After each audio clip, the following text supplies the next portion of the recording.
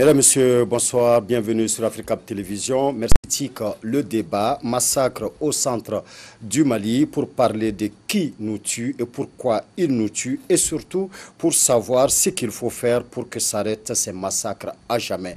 Mesdames, Messieurs, nous avons pour cela comme invité Dr Aboubakar Siddiq Fomba, président de l'ADPM, Alliance démocratique du peuple malien. Dr Fomba, bonsoir et bienvenue. Bonsoir. Merci d'avoir accepté notre invitation. Le plaisir est partagé. Merci beaucoup. Monsieur Babarou Bokoum, secrétaire politique du SADI. Monsieur Bokoum, bonsoir et bienvenue. Bonsoir, Robert. Merci d'avoir accepté notre invitation. Le plaisir est Merci beaucoup.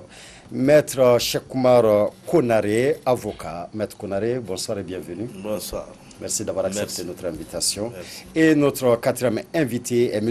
Boubou Doucouré, expert en communication et relations publiques, analyste politique, président de l'association Front Patriotique Les Républicains. M. Doucouré, bonsoir et bienvenue. Bonsoir. Merci d'avoir accepté notre invitation. Merci beaucoup. Merci beaucoup.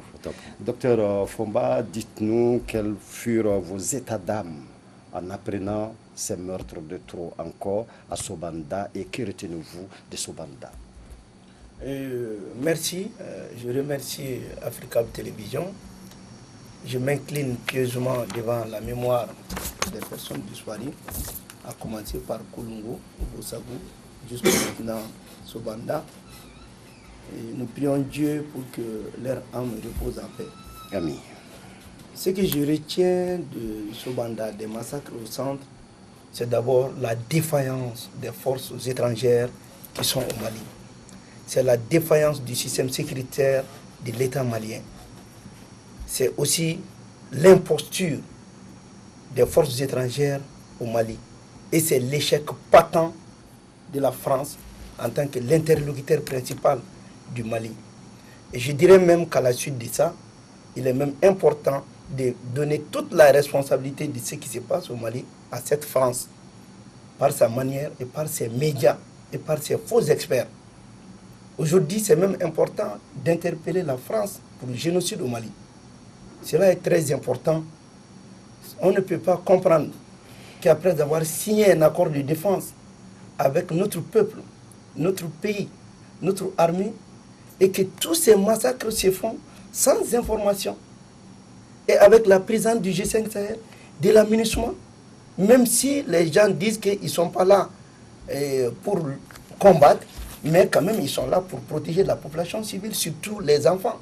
C'est une menace du droit des enfants. C'est même une trahison de la constitution malienne en son article 1er, où on dit que la personne humaine est sacrée et inviolable, où tout le monde a besoin d'être protégé physiquement, et l'intégrité physique des gens doit être protégée, ainsi que la sécurité des personnes et de leurs biens. Merci. Donc vraiment, c'est la désolation, c'est la tristesse que je retiens de Sobanda. Merci, docteur Fomba. Monsieur Babarou Bokoum, alors quels furent vos états d'âme en apprenant ce qui s'est passé à Sobanda, et qu'est-ce que vous retenez? Je dis bonsoir, et c'est l'occasion aussi pour moi, et à ma qualité de secrétaire politique, de présenter nos condoléances à toutes les familles victimes. Mais je tiens quand même à préciser que nous n'avons plus de larmes pour pleurer. On n'a plus de larmes parce que ce n'est pas aujourd'hui que cela a commencé. C'est un long processus de massacre qui ne fait que perdurer sur le territoire national, et c'est encore ça qui n'en découle aucune sanction. Donc vous savez que la perte de vies humaines, dans toutes les manières, qu'il soit du côté de la loi ou contre la loi, une fois que le fil de la vie est coupé sur un territoire pour X ou X raisons, il faudrait savoir que c'est toute la République qui est souillée, et qui va au-delà de la République, c'est tous nos instruments démocratiques que nous avons mis sur pied à partir de 1991 à nos jours, qui est remise en cause. Et donc moi, mon interpellation ne serait pas aller jusqu'en France, parce que le chemin serait long pour pouvoir s'attaquer directement. Bien vrai que les forces internationales qui sont là, mais ne sont que les résultantes d'une mauvaise gestion, d'une mauvaise gouvernance, et alors qu'il a ouvert une brèche à travers laquelle ils se sont engouffrés pour nous imposer aujourd'hui une situation que nous vivons et qui est intenable. Donc je pense que au-delà des condamnations, il est temps aujourd'hui qu'on arrête de pleurer, de faire des communiqués inutiles et de descendre pour régler le problème, parce que c'est notre problème et c'est nous les victimes et c'est nos gouvernants qui doivent répondre en premier lieu avant de s'attaquer à toute force étrangère, même quand bien même leur présence sur le territoire national ne peut être actée que l'autorité légitime. Et donc c'est cette autorité que moi je remets en cause en premier lieu avant d'aller au niveau des forces internationales qui sont censées être les partenaires de l'État qui nous gouvernent. D'accord, merci à M. Bokoum. Maître Konaré, qu'avez-vous ressenti et que retenez-vous? Merci, M. Dissa. Mon sentiment, c'était un sentiment d'extrême désolation. Je m'incline devant la mémoire des disparus et je présente mes condoléances à leur famille.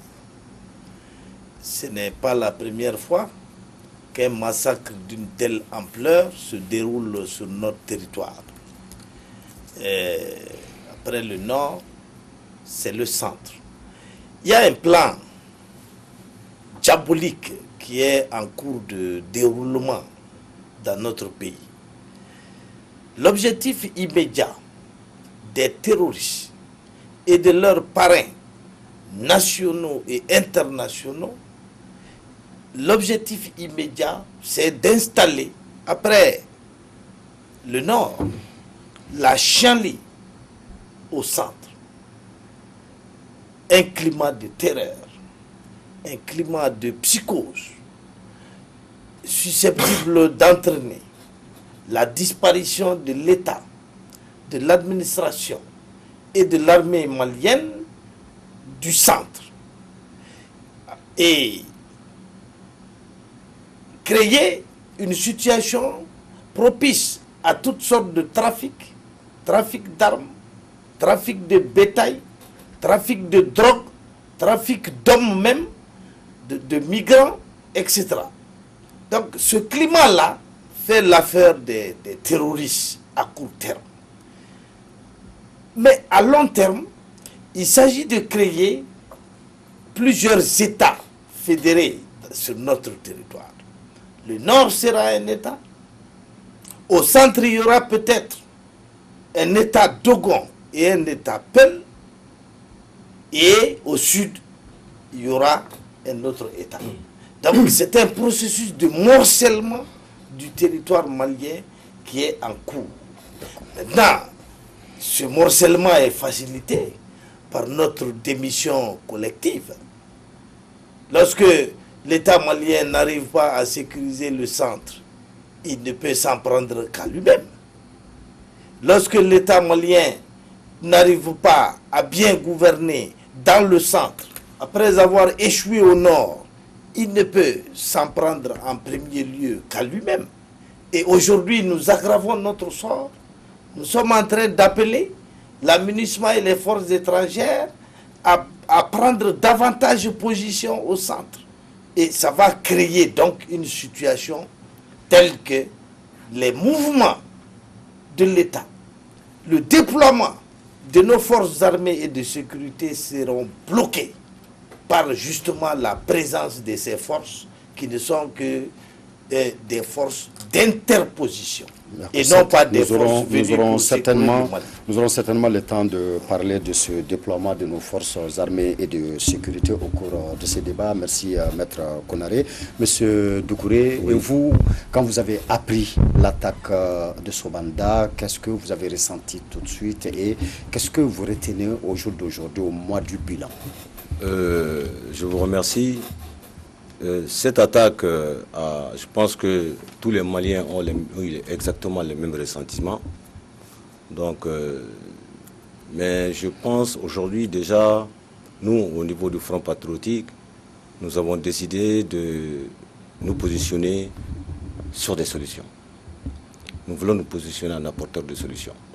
Parce que nous pensons qu'il y a suffisamment de contestations très légitimes que nous soutenons. Mais qu'il faille aussi que certains décident de se positionner autrement pour essayer de proposer des alternatives crédibles.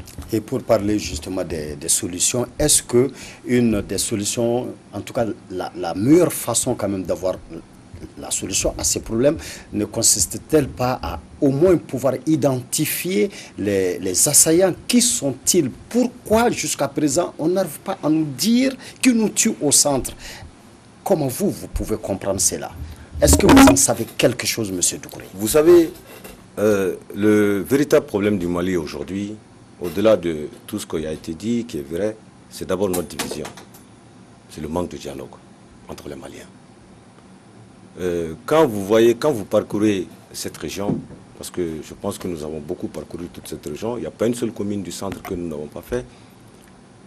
Quand vous connaissez ces peuples, les Peuls, les Dogons, les éleveurs d'un côté, les agriculteurs d'un côté, vous ne pouvez pas comprendre que ces peuples-là se rebellent les uns contre les autres jusqu'à se tuer. D'un point de vue technique, quand on regarde le massacre qu'il y a eu, les derniers massacres à Sanga et les massacres de Gossagou, je pense que c'est le même modus operandi, les mêmes armes pratiquement, les mêmes stratégies.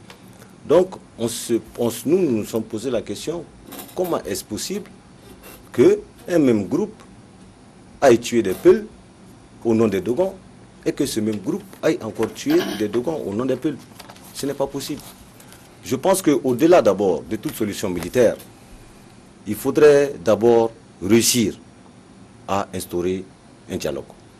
Pas le dialogue politique qui est en cours seulement, mais le dialogue social. D'accord. D'abord un dialogue, voilà. Et deuxièmement, au-delà du dialogue, pour ce qui est de la question sécuritaire, il faudrait que nous, les Maliens, aient le courage de se prononcer sur un certain nombre de choses. Le mandat de l'aménagement, le mandat de Barkhane, quel rôle il joue? On va justement parler de ces forces internationales qui sont sur le territoire malien. Justement, M. Bokoum, comment pouvons-nous comprendre que jusqu'à présent, nous ne puissions pas identifier les assaillants, malgré justement la présence de la MINUSMA, la présence de Barkhane, qu'ils ne soient pas des forces qui vont vraiment combattre aux côtés de l'armée malienne, mais quand même qu'elles soient des forces capables de protéger les populations civiles. Et comment jusqu'à présent, personne ne peut nous dire qui est-ce qu'ils sont en train de tuer au Mali, malgré nos services de renseignement, malgré les systèmes d'information quand même sophistiqués dont ils disposent tous. Comment peut-on comprendre que nous ne puissions pas encore savoir qui nous tue? Bon, je pense que peut-être qu'on ne veut pas le dire, mais je ne peux pas croire ou comprendre que l'État ou les forces internationales qui occupent le territoire aujourd'hui ne soient pas en mesure d'avoir des informations là-dessus. Peut-être que cela relève des raisons que eux seuls savent, pourquoi ils préfèrent traiter l'information autrement. Cela ne relève pas de mon ressort. Mais ce qui est certain, que ces tueries ici, contrairement à ce que les gens aussi veulent faire croire, je ne pense pas que ce soit systématiquement l'œuvre d'étrangers ou d'autres personnes venant d'ailleurs. Je ne crois pas. Parce qu'il faut que les gens aussi comprennent que, en disant chaque fois que ça, ce n'est pas l'œuvre des Maliens, je pense qu'ils se trompent. Parce qu'aujourd'hui, dans ce pays, ce n'est pas aujourd'hui que ça a commencé. Ça fait des dizaines d'années qu'il y a une spirale de violence qui s'est installée à l'intérieur de ce pays. Et cela par tout simplement laxisme d'État qui, au-delà de sa fonction, n'arrive pas à contrôler, à légiférer dans le sens qui puisse maintenir le vivre ensemble et qui puisse maintenir l'ordre. Vous voyez, je vous prends un seul petit exemple à Bamako. Ça fait des années que quand on attrape un voleur, on le brûle. Ce n'est pas l'œuvre d'un étranger. On prend un petit voyou quelque part, on peut écraser sa tête avec de gros cailloux. Ça, c'est l'œuvre de Maliens.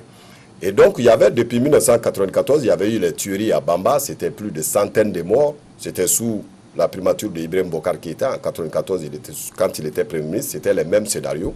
Il y a eu des représailles jusqu'à Bamako, ici, au quartier à côté de la famille fondatrice. Des soirées sont partis attaquer en ce moment tout ce qui est peau blanche pour réprimer ce qui avait été fait à Bamba. En 1994, c'était en février 1994. Non, en juillet.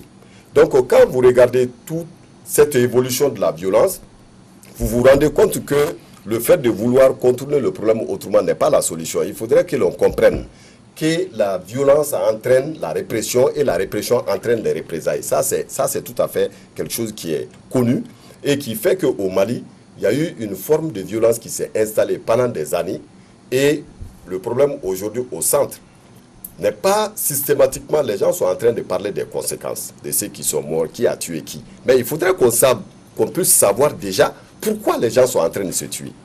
Parce que c'est un problème qui vient des problèmes de terre et de redistribution des terres. Et il va falloir qu'on en parle pour éclairer davantage les gens, parce qu'on ne peut pas traiter un problème sans rentrer en profondeur, sans trouver les raisons réelles pour lesquelles aujourd'hui les Maliens sont en train de tuer des Maliens. Donc moi je pense que jusqu'à preuve de contraire, et je le dis à moins qu'on m'apporte des preuves contraires, sinon c'est bel et bien des Maliens égarés certainement, ou même victimes, qui sont en train de se rendre justice, à tort ou à raison. Merci, M. Bokoum. M. Fomba, quel est exactement votre avis aussi sur la question des Maliens qui sont en train de tuer des Maliens, ou alors si c'est des étrangers qui nous tuent, alors serait-il qui? Non, moi je ne suis pas du même avis que Bokoum. Il ne faut pas qu'on encourage les ennemis du pays dans leur raisonnement. Et quelles que soient les violences que nous allons faire, ce ne sont pas des Maliens qui vont tuer quand même les petits-enfants. Pour quel résultat? Pour avoir quoi? Tous ces problèmes, il faut que les gens comprennent que c'est le problème du Nord qui est en train de se transporter au centre. Et par fini, c'est pour arriver aussi à Bamako. C'est la raison pour laquelle je profite de l'occasion pour remercier ces jeunes-là. Et même beaucoup de leaders qui ont empêché le G5 Sahel de venir à Bamako. Le G5 Sahel n'est pas sa place, c'est une manière de faire déplacer le problème du centre encore vers Bamako. Maintenant, ce qui est réel est que le président de la République, à travers son gouvernement, s'est trop adossé à la France, aux forces armées, et confier même la sécurité des Maliens aux forces armées. Ce n'est pas ça. Vous allez remarquer que nous n'avons même pas un système efficace sécuritaire. Durant tous les 5 ans, on nous parle des ministères de sécurité. Mais on doit avoir un ministère de l'Intérieur avec des éléments chargés, des services chargés d'immigration au Mali, qui peuvent nous dire qui est rentré, qui est sorti. Et à travers ce service du ministère de l'Intérieur, tous ceux qui sont le ministère de la décentralisation territoriale, sport, culte, ils vont tous se loger dans ça. Et ça va faire en sorte que nous aurons un compartiment dans tous les villages où il y a les fonctionnaires, où il y a autre chose, autres personnes qui se mettent ensemble pour partager l'information. Moi, j'ai vécu le Nord. À un certain moment où il y avait le problème, j'étais chef de port d'un centre de santé de référence. Maintenant, je vais vous dire, pendant ce temps, s'il y a une attaque, aussi bien les agents de santé, d'autres fonctionnaires, le chef de village, les jeunes, on se réunissait. On cherchait à savoir qu'est-ce qui s'est passé. Aujourd'hui, c'est ce qui a manqué. Et donc, je dirais tout simplement qu'il faut comprendre qu'il ne faut pas qu'on tombe dans le jeu de ces médias-là. Oui, mais maintenant, si on ne doit pas tomber dans le jeu de ces médias, dans le jeu de ces politiques, dans le jeu de ces ennemis, notre ennemi n'a-t-il pas un visage, M. Fomba? Si oui, lequel? Qui? Le visage de l'ennemi, ce n'est que les forces étrangères. La preuve est là. Cette preuve est quoi? À chaque fois qu'il y a le renouvellement du mandat de l'aménagement, on tue plus. Et vous avez vu, même ces médias et ces faux experts nous disent, tant que vous n'êtes pas d'accord avec ceci, cela, il y a ça. Il faudrait que le président de la République renonce à ses projets de réforme, qu'il fasse face au vrai problème du Mali. C'est-à-dire à l'heure actuelle où je te parle, on ne devait pas avoir au Mali ici des partis politiques de l'opposition ou de la majorité. Le sursaut, c'est de mettre tout le monde et résoudre d'abord le problème en tant que Malien. Parce que s'il faut parler de l'opposition ou de majorité, il faut que le pays existe. D'accord. Et aujourd'hui, on a besoin de l'union sacrée, sans parler des réformes, mais la restauration de l'autorité de l'État sur toute l'étendue du territoire. Mais on ne doit pas sacrifier, confier notre autorité aux forces étrangères. Ça, c'est ma vision. Merci, Dr Fomba. Maître Konaré, est-ce que vous arrivez à concevoir la possibilité qu'on n'ait pas d'informations sur l'identité de nos tueurs? L'identité est connue. Mais on veut nier l'identité. Je ne suis pas d'accord avec M. Bokoum lorsqu'il pense que le problème est un problème, vient d'un problème de terre. C'est-à-dire que des Peuls auraient fait paître leur bétail dans le champ des Dogons et que c'est pour cela qu'il y a ces tueries. Non. Ce problème de pâturage existe depuis la nuit des temps, tant dans la région de Ségou que dans la région de Mopti et même en dehors de ces régions-là. Jamais ça n'a entraîné des massacres d'une telle ampleur. Non, le problème n'est pas là. Le problème, c'est que le Mali est devenu un moulin.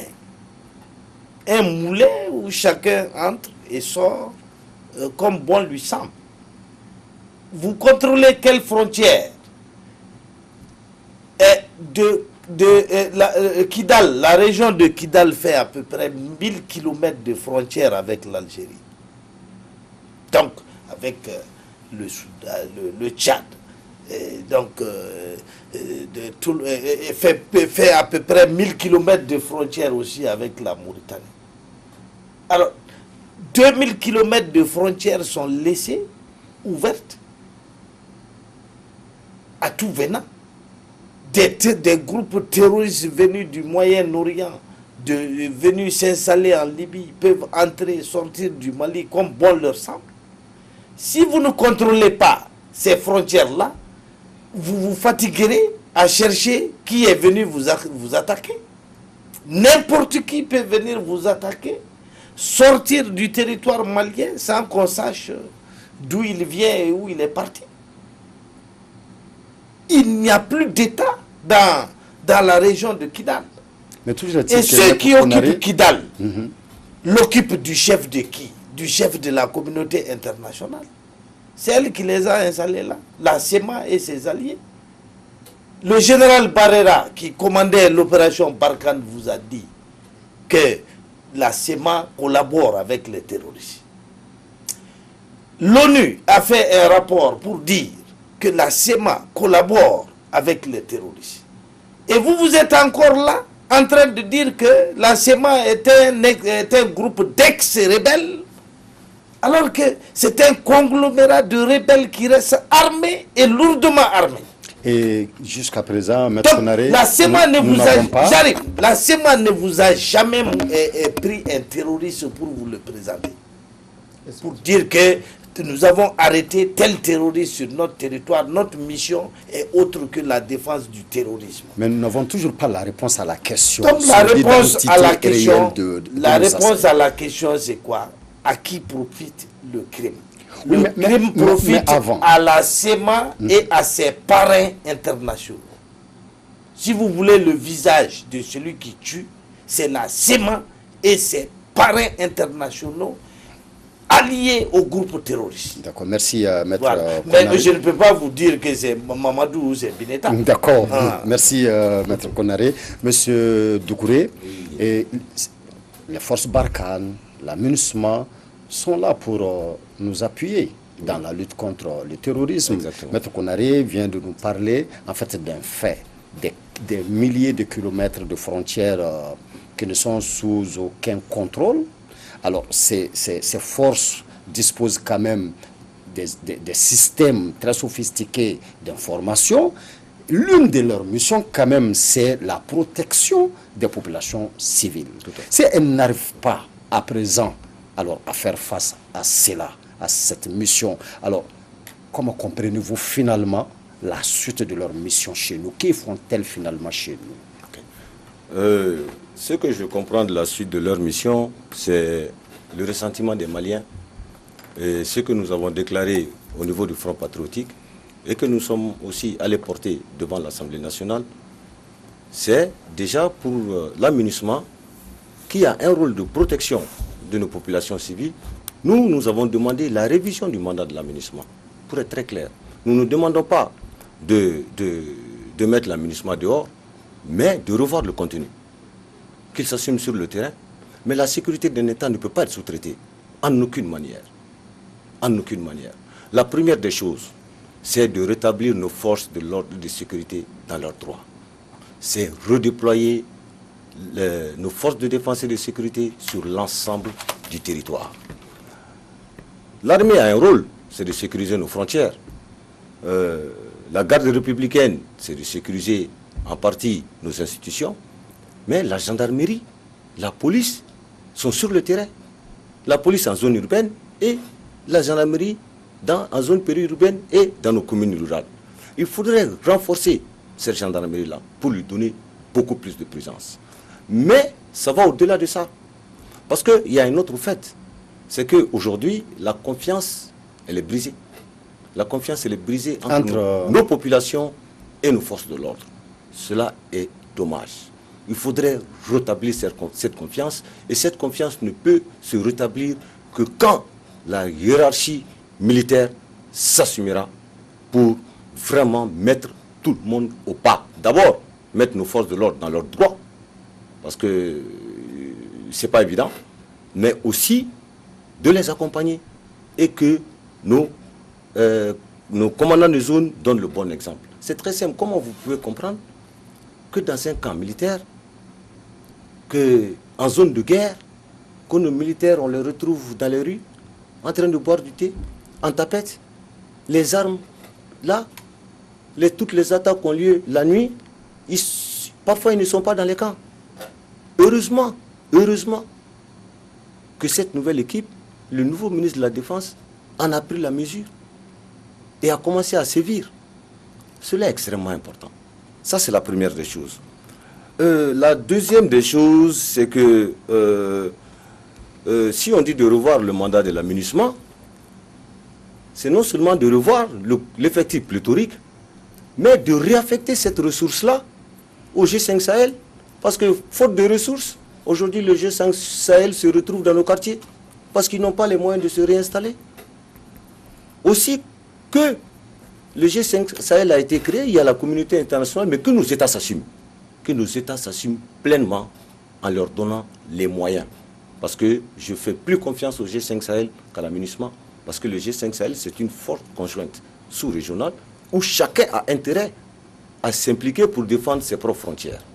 Voilà l'une des choses. Maintenant, pour tous ces massacres, je vous dis, avant Ogosagou, nous l'avions annoncé, nous avons parlé aux autorités, nous avons mis sur les réseaux.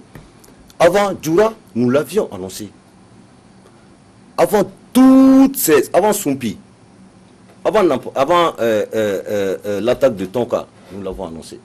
Mais nous n'avons pas été entendus. Nous n'avons pas été entendus. Vous aviez annoncé à qui? Nous avons parlé aux autorités. Nous avons porté ça sur les réseaux sociaux. Qu'il y avait quoi au juste? Quel était le message à l'endroit des autorités? Le message à l'endroit des autorités, c'est faites attention parce que sous peu, nous pensons que nos positions seront attaquées à Guiré. Et vous donniez les raisons? Oui, nous donnons les raisons parce que vous savez, quand vous parcourez 618 communes dans un pays qui n'a que 703 communes, quand vous êtes en contact permanent avec les populations, que la confiance elle est là, au moins, à la moindre petite chose, on vous appelle. Vous échangez avec eux. Et quand vous connaissez le territoire, quand vous savez que dans la zone de Guiré, il n'y a pas de motards, qu'on vous dit qu'il y a une centaine de motards qui sont en train de passer, mais vous regardez, vous savez que dans les alentours, quels sont les postes qu'on peut attaquer dans les 24 heures. Voilà quelques indicateurs qui nous permettent de... Nous allons tourner, nous serons à vous tout de suite, M. Doucouré, Dr Fomba. Oui. M. Doucouré a pointé du doigt sur un comportement de nos militaires qu'il a trouvé déplorable en temps de guerre. Mais cette armée, dans ces chaos, est elle aussi victime de ces attaques-là. Elle manque de quoi pour sa propre protection? Elle manque de quoi pour protéger les civils? D'abord, je dirais tout simplement que les gens comprennent que le militaire a plus peur de sa hiérarchie que l'ennemi. Et que cette même hiérarchie a plus peur des hommes politiques que les militaires. Aujourd'hui, si on doit sanctionner qui que ce soit, on a confié l'armée à des hommes politiques. C'est eux qui donnent l'orientation politique des armées. On ne peut se référer qu'à eux. À partir de là, il est important de comprendre, comme il est en train de dire, moi je suis fortement, je l'ai tout le temps dénoncé, je suis contre le G5 Sahel. Je serai contre l'aménagement. Nous sommes dans un processus de néocolonisation, pour dire les choses par leur nom. Vous savez, il faut que les gens comprennent. La charte de 1885, dans un de ses articles, a été claire que lorsque les forces étrangères se transportent dans un pays, ce n'est pas pour protéger les personnes, c'est pour protéger la richesse de ce pays. Et c'est ce qui est en train de se passer aujourd'hui.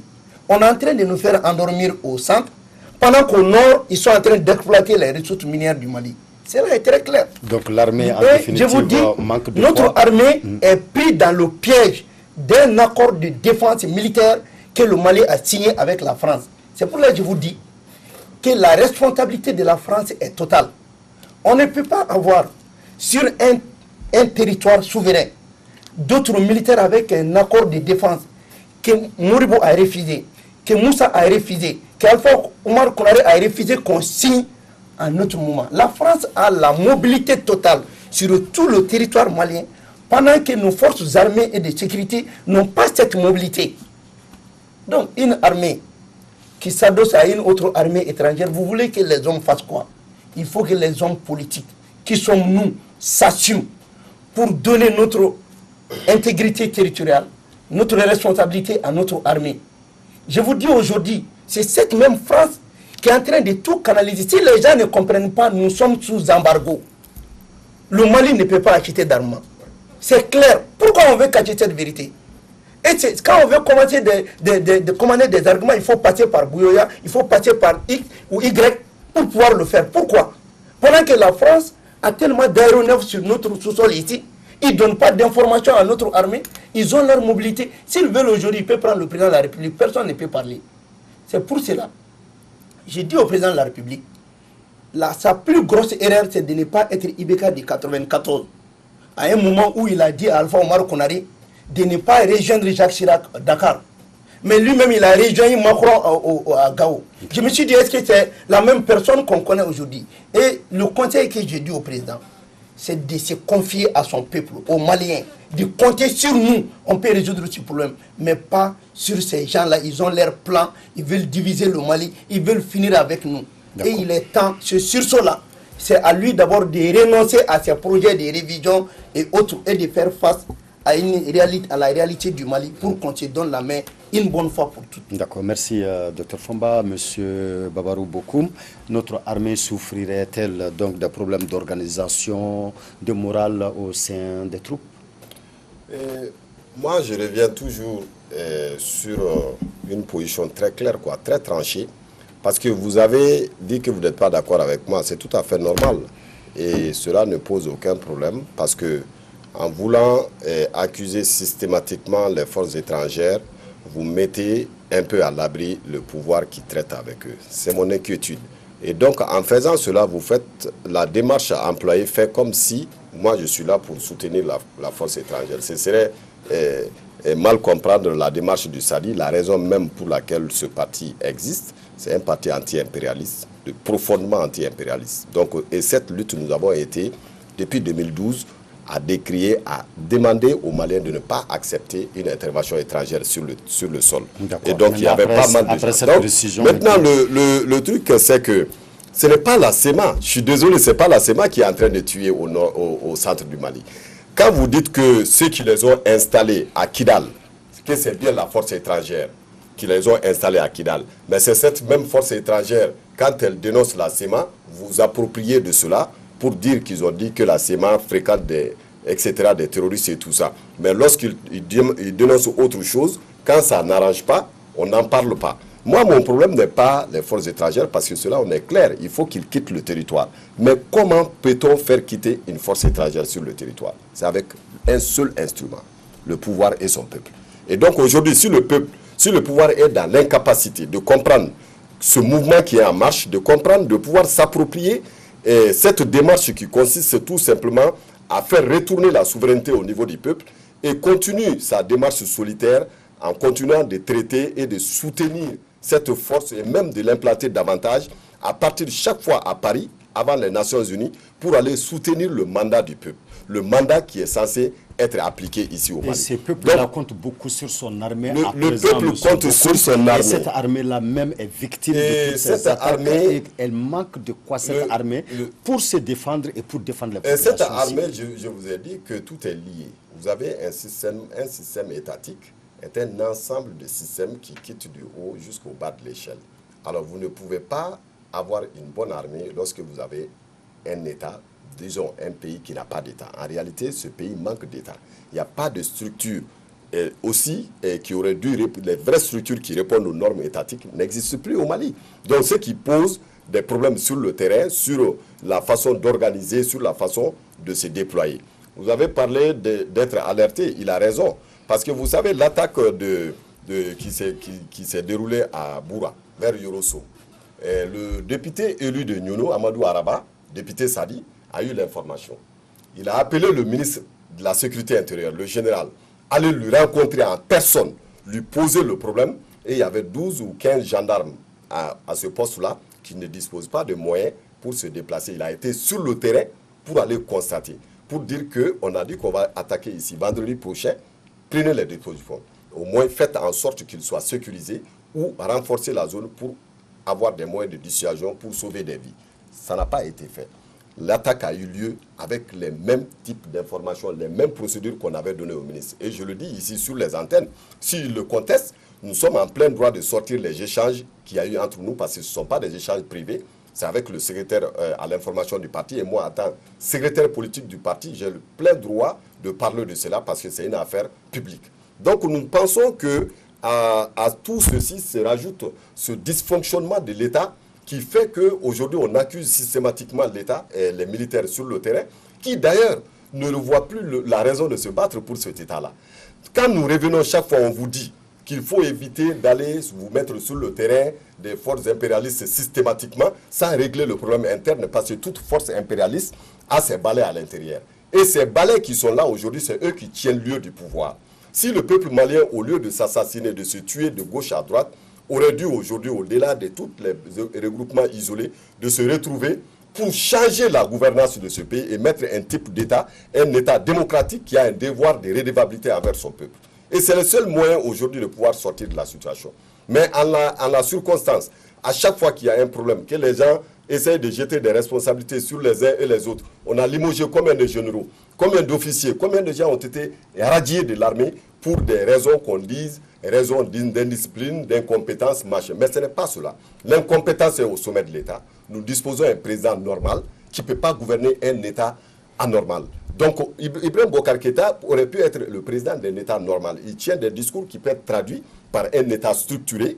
Et donc, comme ce n'est pas le cas, au Mali, il faut avoir un président qui a la capacité, pas un président anormal, hein, mais un président qui a la capacité de pouvoir gérer un État défaillant, comme le nôtre qui est affaissé, de pouvoir prendre des décisions et de revenir jusqu'à la base pour vérifier la bonne marche de ces décisions. Merci, Monsieur Bokoum. Maître Konaré, alors ces attentats, ces meurtres, ces assassinats qui n'en finissent pas, n'auront-ils pas finalement d'autres conséquences autres que les tueries? Non, j'aimerais répondre d'abord à votre première question. De quoi manque l'armée? L'erreur de notre gouvernement, c'est de penser que l'armée a simplement besoin de matériel de guerre et d'habits tout neufs, de galons, de bottes, de ceinturons, etc. Eh bien, moi je vous dis que c'est en guenille que les soldats du général Giap au Vietnam ont défait tour à tour l'armée française et l'armée américaine. Donc, il n'y a pas un problème de moyens. J'arrive, je n'ai pas dit ça. Je n'ai pas dit qu'ils n'ont pas un problème de moyens matériels. Mais ce dont il manque le plus, c'est quoi? C'est plusieurs choses. La première chose, c'est le commandement. Vous allez sur le terrain, les chefs de poste sont généralement des sergents-chefs, des adjudants-chefs, des lieutenants, des capitaines. Prenez Djoura, le commandant du camp, c'était un capitaine. Prenez une autre localité, Guiré, le commandant du camp, c'était un capitaine. Mais pendant ce temps, vous avez combien de colonels au Mali? Des centaines. Vous avez combien de colonels-majors? Vous avez combien de généraux? Que font-ils? Rien. Donc, quand une armée ne peut pas mettre à sa tête les officiers les plus gradés, elle manque de motivation. Et j'ai souvent répété ici que les plus grands conquérants de l'histoire, de Alexandre le Grand, en passant par Chaka Zulu, et même le prophète Mohammed, paix et salut sur lui, étaient à la tête des armées. Soumanguru Kanté a été tué par Sundiata. Sundiata n'était pas dans sa case. Il a été tué? Quand je dis la flèche à l'ergot de coq a été décochée par qui? C'est pas par Sundiata. L'a-t-il fait du fond de sa case? Non, il était sur le terrain. Donc quand les généraux formés pour planifier la guerre se taire à Bamako, pendant que ce sont des capitaines ou des lieutenants qu'on envoie sur le terrain, on ne verra jamais le bout du tunnel. Premier point. Donc la motivation est en baisse. La deuxième chose, c'est que nous n'avons pas de renseignements. Tout de suite, M. Bokoum vient d'évoquer le cas de cet élu de Sadi qui aurait informé le ministre de la Sécurité. Mais ça, c'est même des cas rares.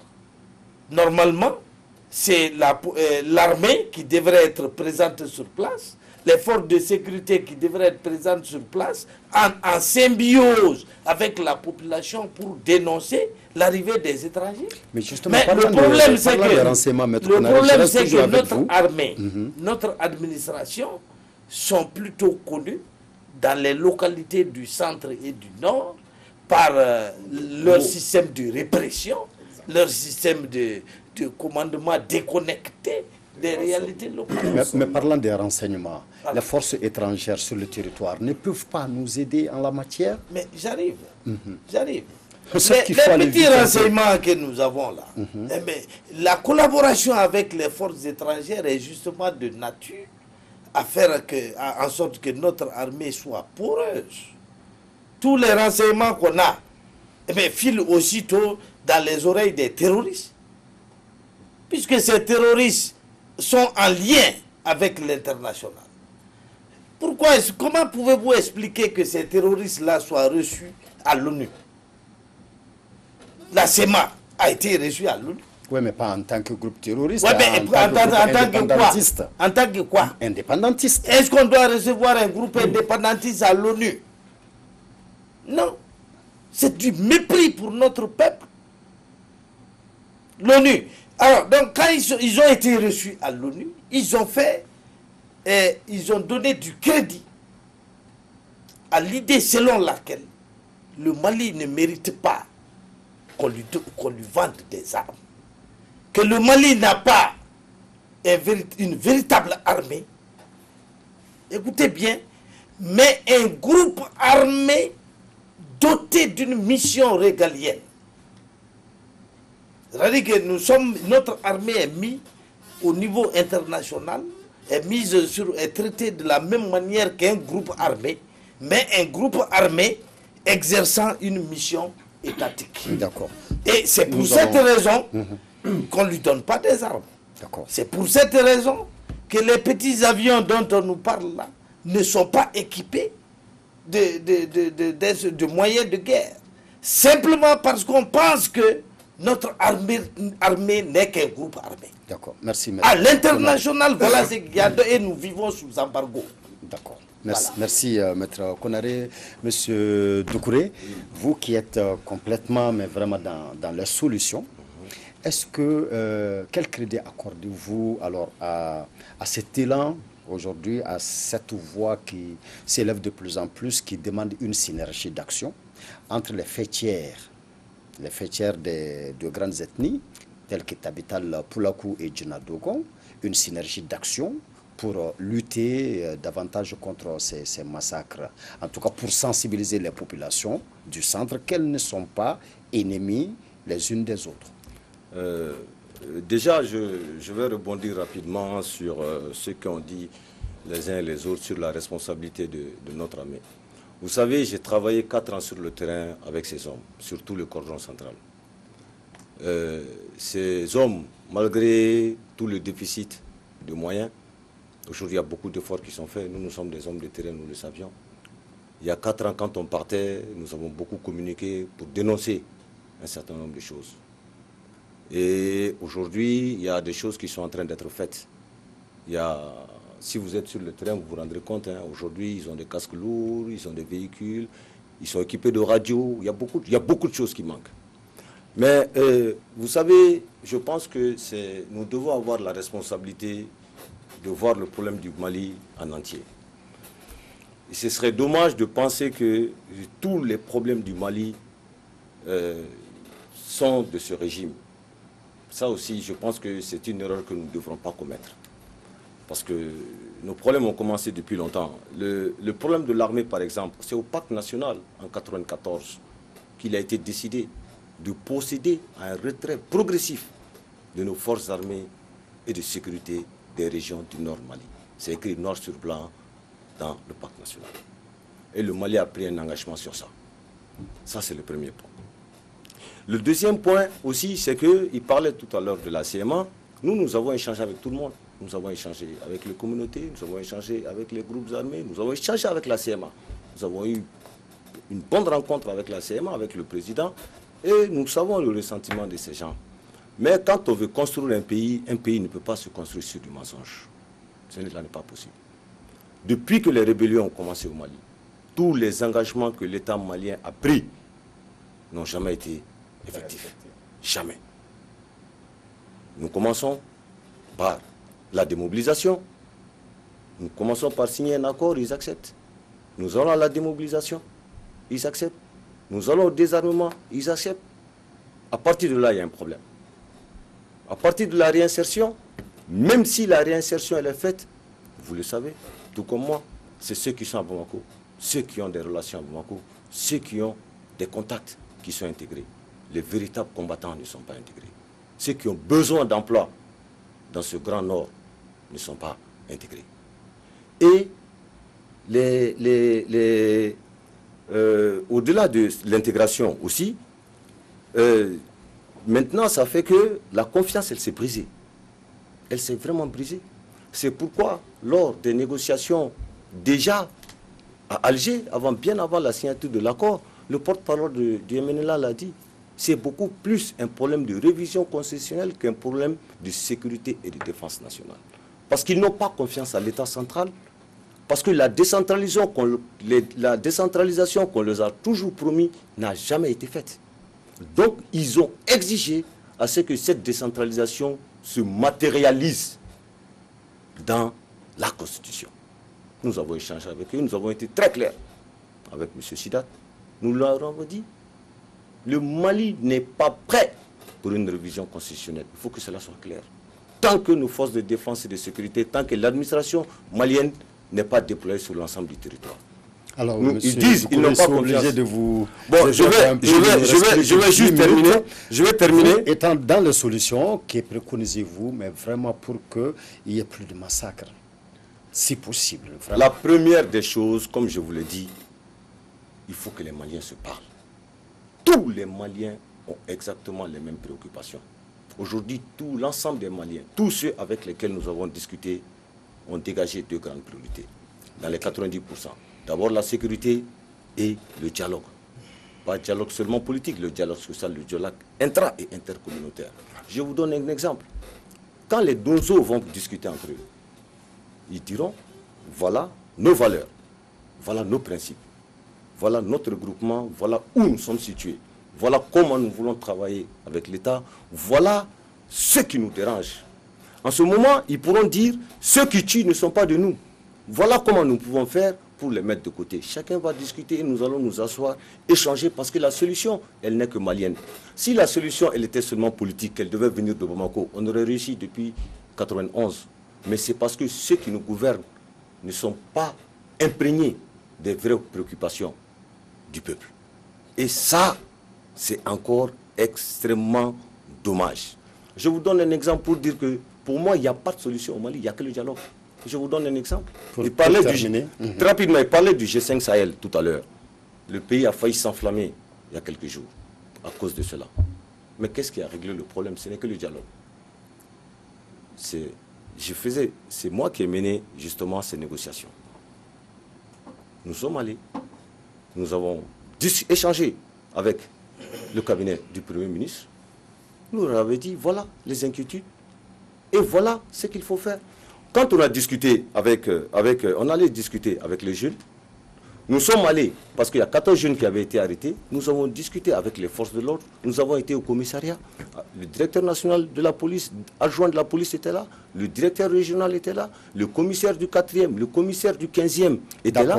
En résumé, le dialogue, rien qu'avec le dialogue malien, oui, alors arrivera à bout. Arrivera à bout. Merci. Et ce dialogue, il est demandé par tous les Maliens. Mais ne faisons pas l'erreur. Ne faisons pas l'erreur. Excusez-moi, il ne nous reste plus maintenant que 6 minutes. Parfait. Maître Konaré, 1 minute.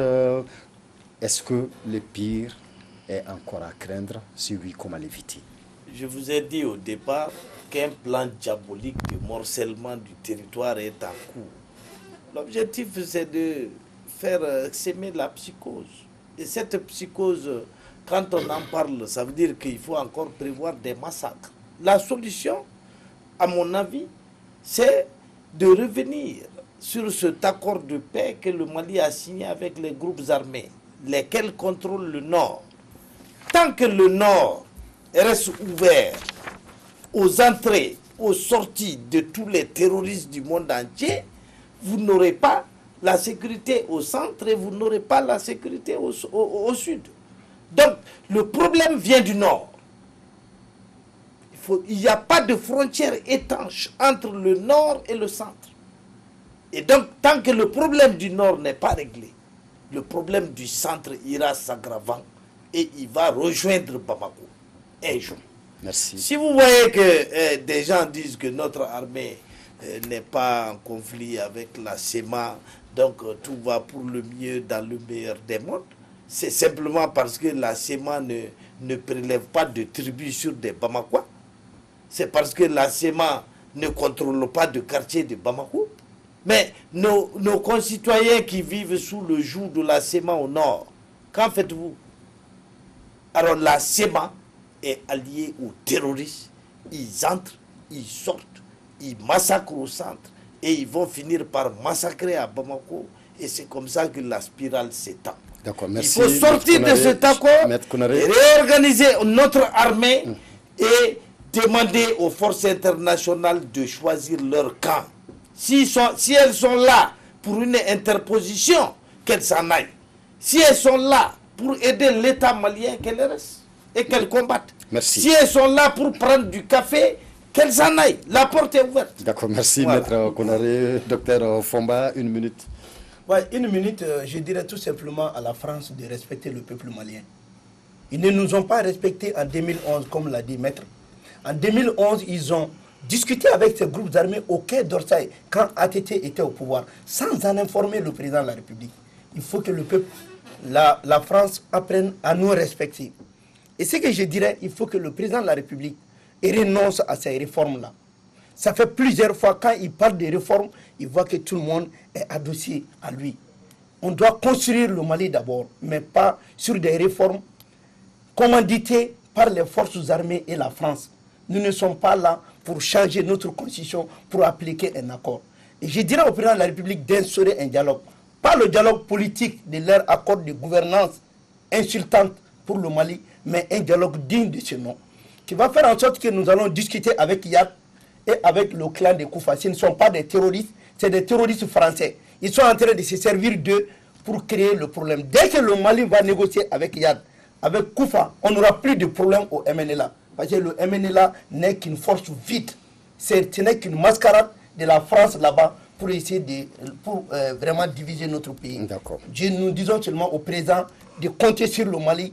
Rien que le Mali, il ne peut pas compter sur la France parce que la France a son plan qui n'est pas pour le Mali. Merci, docteur Fomba. Monsieur Bokoum, une minute. Ouais, je vais aller vite. Je pense que réellement, on n'a pas pu rentrer en profondeur des problèmes du Nord. Disons du centre, on a beaucoup débordé sur le Nord, bien vrai qu'il y a un lien.